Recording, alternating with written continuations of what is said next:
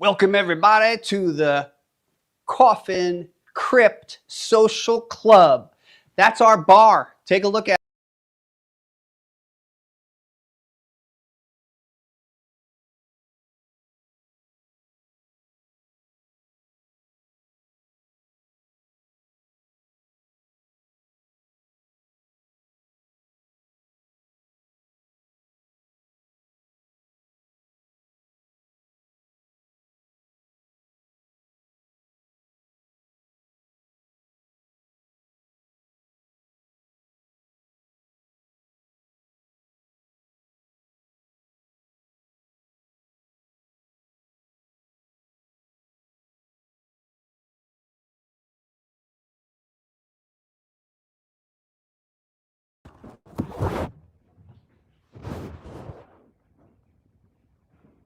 buddy. We got cut off due to technical difficulties. I don't see the comments or anything just yet, so we're coming back at you. And here we are. Don't see it on the computer monitor, but we're good. That's what's up. So, welcome to the Coffin Crypt Social Club. That's right, man. Check it out. That's the scene. Welcome, everybody. Thank you for tuning in. You are now part of the Sworn Club monthly raffle. This is where we actually raffle off some goodies just for being a Sworn Club member. If you're not a Sworn Club member, right now is a really good time to re-up. You get a cool membership pack, and you get you get news 24 hours before everybody else. You get 1 hour advantage on all of the great majority of our promotions and other things. We actually send out promotions and goodies and surprises to club members without really making it known publicly, just directly to the club. I'd like to welcome everybody to the stream. Yep, we're back. That's right. Okay, yeah, it happens. Sworn raffle, baby. So that's what we're doing today. We're actually doing the Sworn raffle. We have all the names of our current members, and we're going to just rando pick things out. Going to talk to you about some of the goings on. You can look behind us and you still see, like, we're hardcore still representing the Evil Ernie Project. That's because we are deep into pre-production, going to press on this behemoth, 1,500 plus pages. And your boy is all over it. I am deeply a part of it. I am not like the kind of publisher who's like in the Bahamas calling up saying, how's it going, everybody? It's like, no, no, no. Morning, noon, and night, I'm working on this stuff. And we're getting ready for our next one as well. So we have been recently polling everybody about slipcases on the Evil Ernie Project, and we're going to give you some feedback on that shortly. Taking everybody, the idea was during the campaign, we were offering a singular slipcase for all three sets. And I just got it in my mind that each set should have its own. So instead of just doing that, we decided to poll and get everybody's feedback to make sure that we were doing the right thing by everybody. So I expect the results of that either later this week or early next week. So thanks for that. Will we see a sneak peek of the next Coffin launch?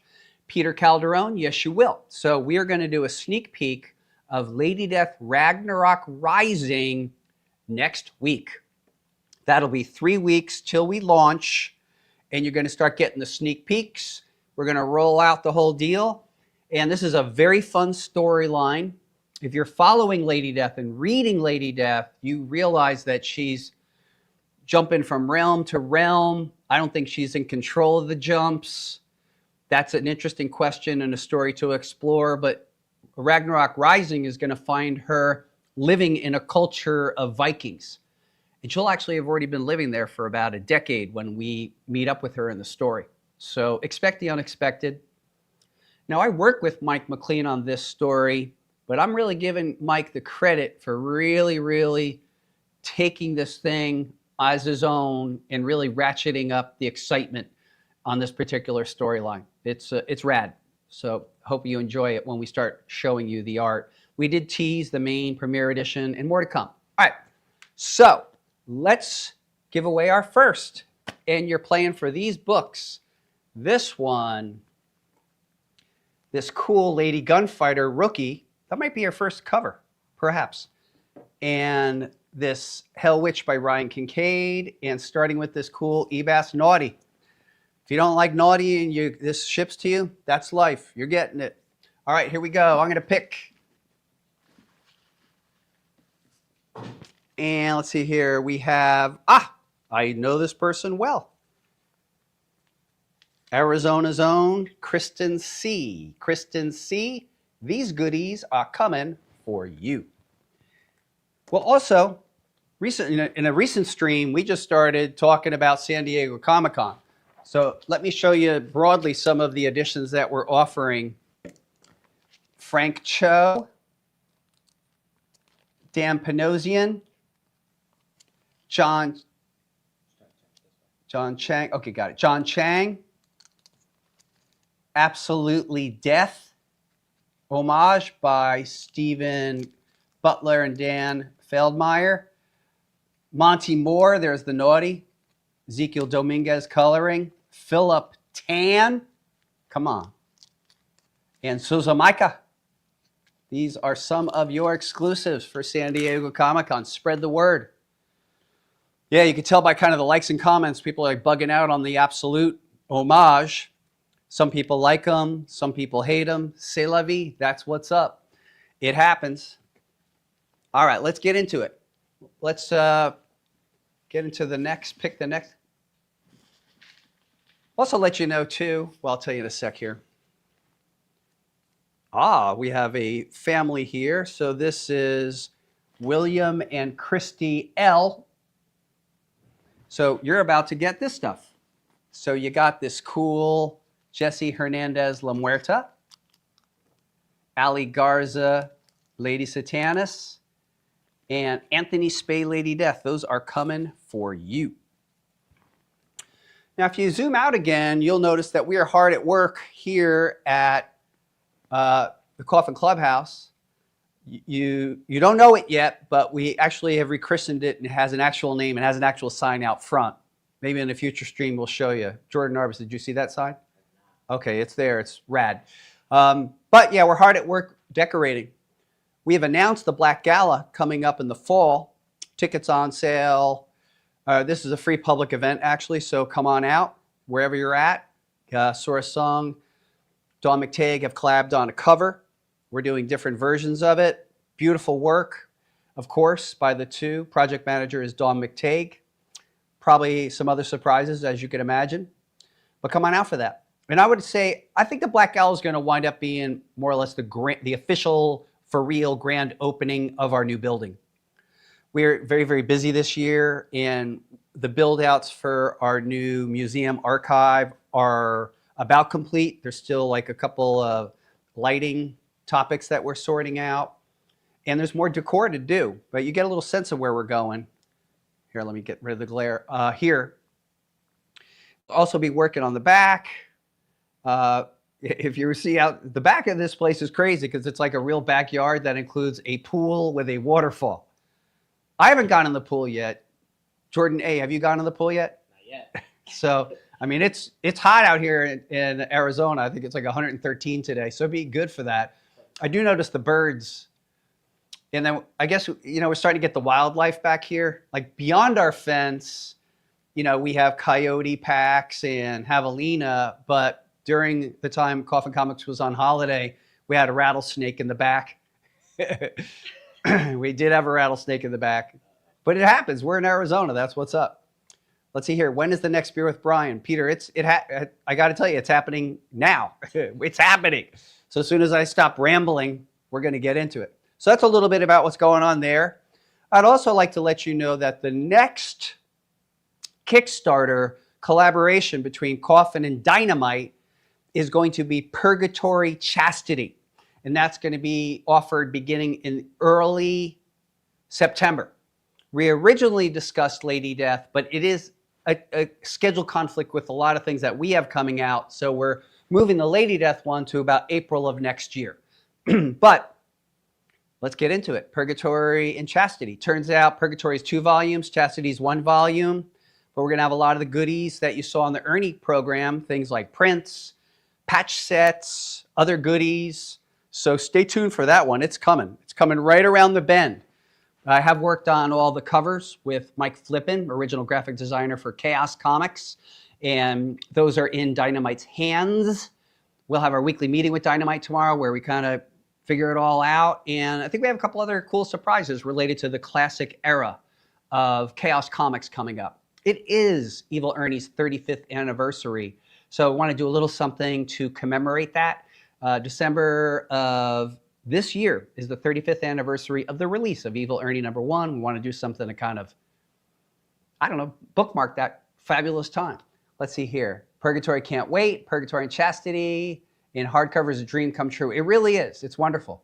Right on. All right, so let's pick one other person. I'm going to dip in. As you can tell, there's always something going on with Coffin Comics. All right, so the next person who's going to win these goodies, not these goodies, is Scott C. Scott C. So you're getting this cool Hell Witch, this Sora sung Lady Death, and this cool, back when we called him Mad Mike, we changed him over to Mike Morg to avoid any kind of trademark issues, because there's a lot of Mad Mikes in the marketplace. So we made him more unique, made him Mike Morg. All right, Zach says he's looking forward to it. Old school characters for the modern comic readers. That's awesome. Hell yeah. Well, folks, check it out. You just stand by, and I'm going to be back in 1 minute with Beer with Brian. So without further ado, check out this video, and then I'll be back in just a moment.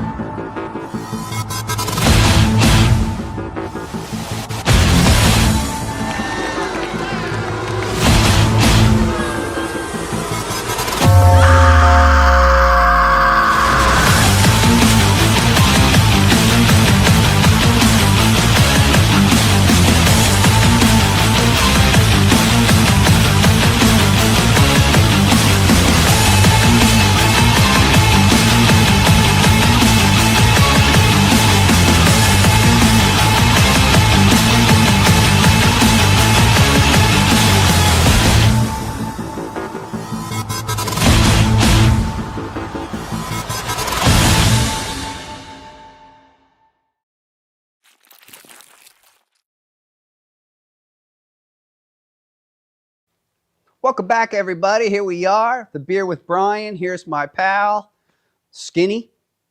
We're chilling over here in the official For Sure 100% Coffin Lounge. And this segment's called Beer with Brian. And this is where I kind of ruminate a little bit on pop culture, but you're also welcome to ask me some questions related to what's going on with Coffin Comics. I think one of the more exciting things that debuted this week was the official trailer for Lady Death Demonicron, being brought to you by Art of Play. It is really fantastic. 2.5 minutes. These guys have been working really, really hard. Over 3,000 hand-drawn images to make this thing. If anyone has seen it, please say so in the comments. I'm going to start off with just some pop cultural observations.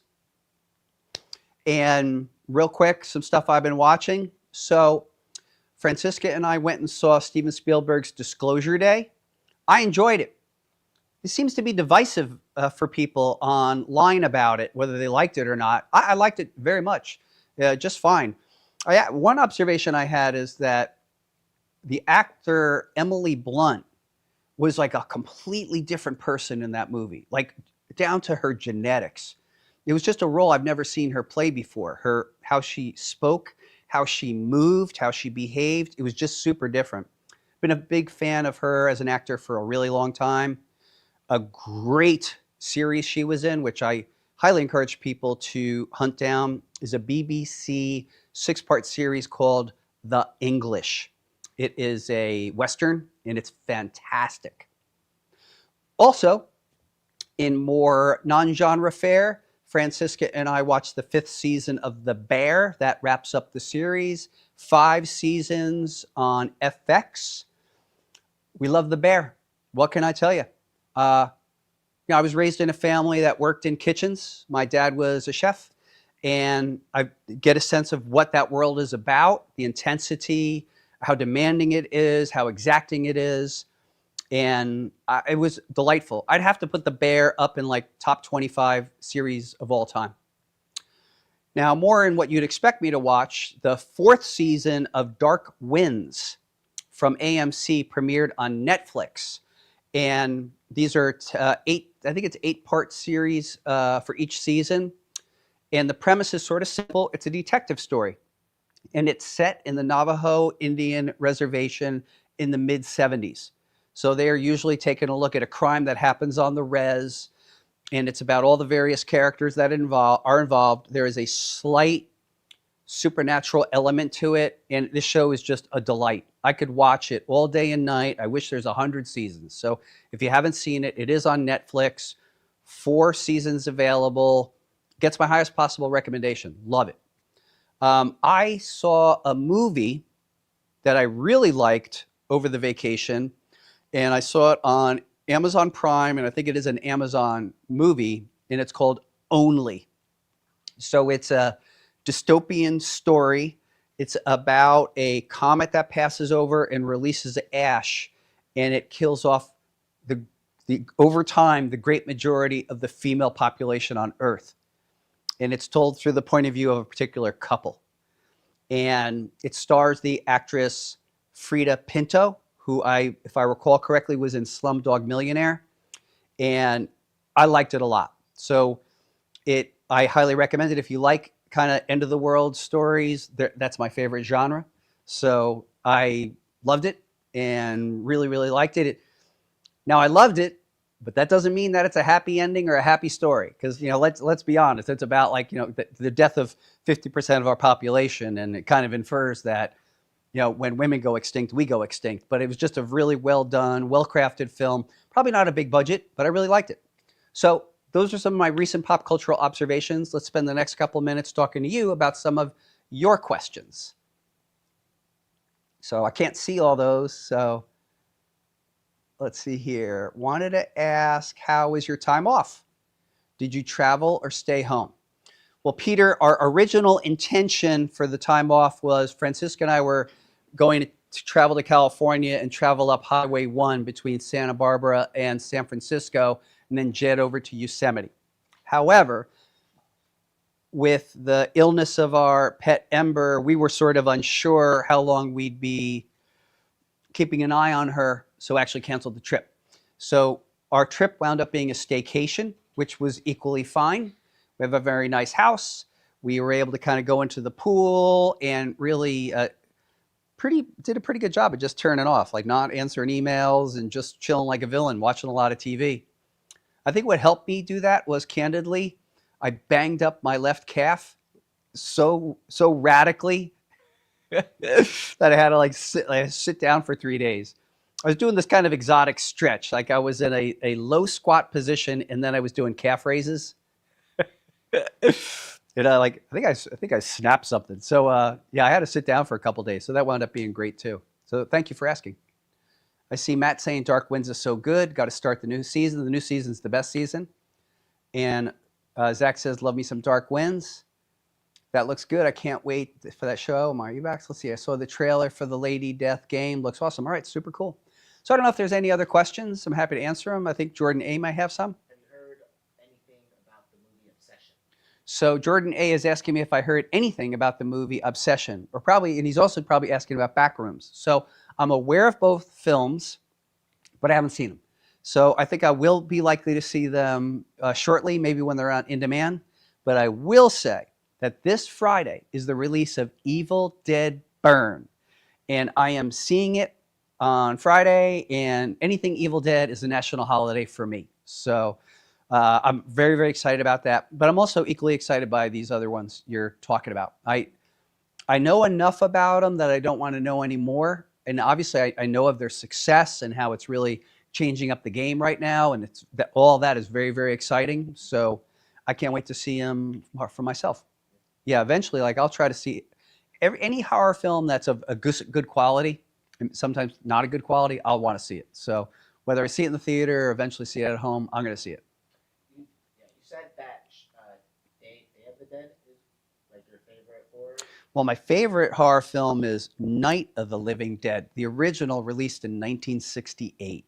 Yeah, but you have to understand too, Jordan A, that I saw this movie when it came out at the drive-in within like 3 weeks of it coming out. So I'm watching a film in the context of time that we're doing things like this for the first time. No way out concept.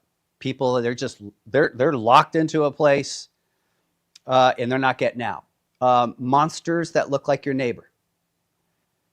A daughter killing a mother, a daughter killing a father, crazy. Matricide, patricide, crazy. Um, that movie had so many first-time cannibalism. So this was the first movie where you actually see these ghouls, they called them. They weren't zombies, they were called ghouls, and they were like just grabbing into people and pulling out their innards. And it was so shocking for the time. Now we've seen everything, right? But not then. So yeah, Night of the Living Dead really left its mark on me, and it's hard pressed for things to get that good again. Let's see here. What's a must see horror recommendation from me? So in the last 12 years, there's a handful of films that really knocked me out. But one of them that really stands out for me is called It Follows. I love that movie, It Follows. Very, very simple concept. Actually, I didn't want to say much about it, but it's a movie that involves a curse. And by the way, I love movies that have to do with possession, religious or otherwise. I like movies that have a curse. I like movies with what I call an invasive species in it. So that could be a zombie movie, right? That's an invasive species. Or movies like Invasion of the Body Snatchers. It's an invasive species coming and taking over us. I love that stuff. My favorite. Slashers are so-so for me. I'll see them. Supernatural slashers with a sense of humor like Freddy, love them. Rodem, love them. Chucky, great. Texas Chainsaw Massacre, enjoy it very much. Great. The original, unbelievable. But in that era where Scream came around, and I Know What You Did Last Summer, that wasn't for me or for my generation. Because I'm like a horror fan from 1965 to throughout the 80s. It's really a golden age for horror. The 70s produced some of the most groundbreaking, scary stuff. Texas Chainsaw Massacre, Halloween, Dawn of the Dead. And then the 80s was insane. They were pumping out horror films left and right, and you could then see them on VHS. So when you get into the 90s, late 90s, some of that stuff, some's good, but I think sometimes we mark our own generation of horror and enjoy it. And like Scream for me just wasn't it. And neither was I Know What You Did Last Summer. I saw them, I respect them, but not like my thing. Let's see. So that's an answer for that. I mean, as far as must-see horror, I could just keep answering. How about this? How about obscure horror that you should totally see? Okay, here we go. So you should seek out the French New Wave extremity of horror, which was in the early 2000s to the mid-teens.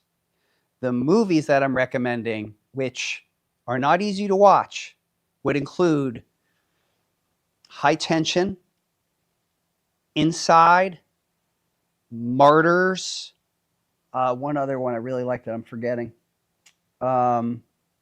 Frontiers. Now, full disclosure, some of these movies are just going to F you up. So if that's not your game, you don't want to see those. Okay, so then another category, here's some little scene horror films that I just think are tremendous. One is called She Dies Tomorrow. I think the less I say about it, the better, but it's about passing a curse through language. Really cool. Definitely probably made for like $100,000 at the most, but I like it. It's really a mood piece. And then a movie that will knock you out that was made in the last 5 years that I totally recommend. Anybody could watch it, but it's strong, is called When Evil Lurks. That's a Spanish film, and it does involve possession, and I highly, highly recommend it. And again, like I'm a horror nerd. I co-founded a horror and science fiction film festival here in Phoenix that continues to this day. I co-founded it in 2005. It's still going. Like I haven't been involved in it since 2008, but under my tutelage, we showed 150 horror films from around the world, and we had guests at our event, including Ken Foree from Dawn of the Dead, Linda Blair, and many others. It was great. We had PJ Souls from Rock and Roll High School. It was great. All right, old school Italian horror, top notch, Peter says. Lucio Fulci, Dario Argento. Absolutely. I'm a big fan of Fulci and Dario Argento. I loved Zombie. And here's what's crazy, Peter. As an East Coast kid, I got to see so many of these movies in the theater. So I saw Lucio Fulci's Zombie, Z-O-M-B-I, in a movie theater in New Jersey. And then when I went to school in New York City, I was seeing movies like City of the Living Dead on 42nd Street. I mean, the list goes on and on and on. We would go up 2-3 times a week to go see the craziest movies. There was one called that I don't necessarily recommend, and it is very strong. It was called The Incredible Torture Show. I saw that right in 42nd Street. It was a good time. Let's see here. Will Purgatory and Chastity get individual coins? Yes. They will also get individual battle jackets, posters, and print sets. Yes. Yeah, so if there's any other questions, I'm going to give one final cool question, and then we're going to call it, because I'm actually going to go sign a bunch of stuff because the coffin never sleeps. Let's see here. What are your thoughts on Phantasm? I love Phantasm. I saw Phantasm, the original, when it came out. I love it. You know what I love about it is it's so singular. There's not a lot of movies like Phantasm. I don't even know what inspired these guys to make this movie. Reggie Bannister's a national treasure. The cool muscle car in the first one, the tall man, the orb. It's just so odd and unique. It's clearly rooted in being a horror film, but there's crazy science fiction elements. I also liked the idea in the sequels that the tall man and his little crew could go from city to town and ravage it, and no one, like in the national scope of things, would tell what's going on. It would just kind of go through the town, ravage it, and move on. I love that. It's just, it doesn't seem realistic, but in the movie world, it kind of seems realistic. Let me see here if there's one other one here. Yeah, so I really love that. Yeah, and Peter saying City of the Living Dead was awesome. And let's see here. Lady Death Demonicron has peak gameplay. Heck yeah, I'm glad you like it. I mean, big up to Ash Nichols, who's dedicated his life to this game for over 2 years. It's really, really incredible. And now we're finally coming to the finish line. It's amazing. Guys and gals, I want to thank you so much for tuning in today for today's Sworn Club raffle and Beer with Brian. And all I got to say is, you've been great. Me and Skinny, we're going to holler at you later.